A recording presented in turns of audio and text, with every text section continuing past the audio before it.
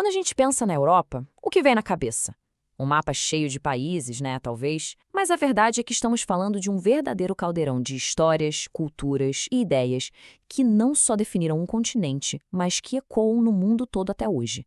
Então, vamos juntos montar as peças desse quebra-cabeça. Sabe aquela frase que a gente ouve desde os tempos da escola? A Europa é o berço da civilização ocidental? Soa super importante, quase como um título de nobreza. Mas, na prática, o que essa afirmação tão forte realmente significa? Como é que essa ideia aparece na cultura, nas pessoas? É exatamente isso que a gente vai investigar agora, começando pela parte mais fundamental de todas. Para começar a entender a Europa, o primeiro passo é olhar para sua gente. O continente é um ponto de encontro, um lugar onde pessoas do mundo inteiro se cruzam, principalmente nas suas grandes cidades. E essa mistura toda tem um nome: cosmopolita. Quando um lugar é cosmopolita, ele vira um centro vibrante, uma verdadeira encruzilhada do mundo, onde ter várias culturas convivendo não é uma exceção, é a regra. E um exemplo perfeito disso é Bruxelas. A capital da Bélgica é hoje considerada a cidade mais cosmopolita de toda a Europa. É um lugar onde a população imigrante é uma parte essencial da identidade da cidade, um pequeno resumo da Europa moderna. Agora, vamos tocar num ponto que moldou a Europa de uma forma muito profunda: a religião. Durante séculos, a fé não era só uma crença pessoal, mas a base das sociedades, das leis e até das fronteiras que a gente vê no mapa hoje. Historicamente, a Igreja Católica Apostólica Romana foi a força religiosa e cultural dominante. E o centro de tudo isso, o Vaticano, que é o menor país do mundo, fica bem ali, no coração da Europa, dentro de Roma, com uma influência que se espalhou pelo planeta inteiro.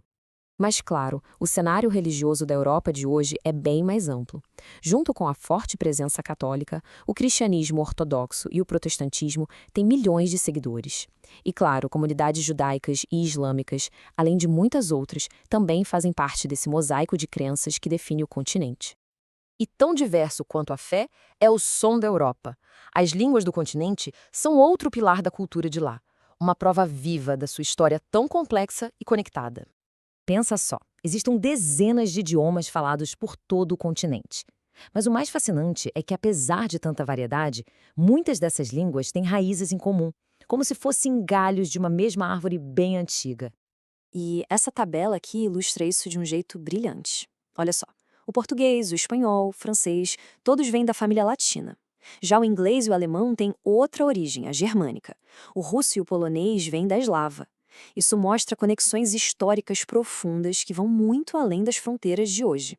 Ok, depois de entender um pouco dessa identidade interna, a pergunta que fica é: como essa cultura europeia se espalhou pelo mundo? E isso nos leva direto para a era da expansão global. Essa expansão aconteceu em duas grandes ondas. A primeira, lá nos séculos XV e XVI, foi a época das grandes navegações, que acabou levando à colonização das Américas. A segunda onda, já nos séculos XIX e XX, foi o neocolonialismo, uma corrida maluca pela ocupação e exploração de territórios na África e na Ásia.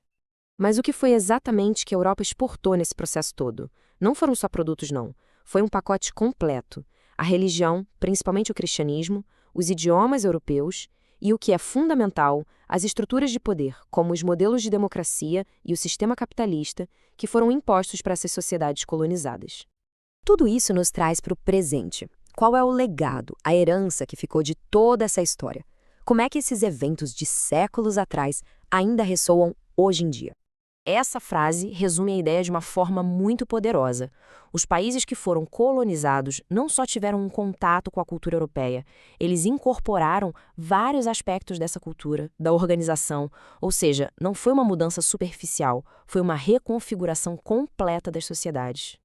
No fim das contas, a história da Europa criou um efeito cascata muito complexo. Um legado que moldou nações, economias e culturas em todos os cantos do planeta, de jeitos que a gente ainda está tentando entender por completo. E isso tudo nos deixa com uma pergunta final para reflexão.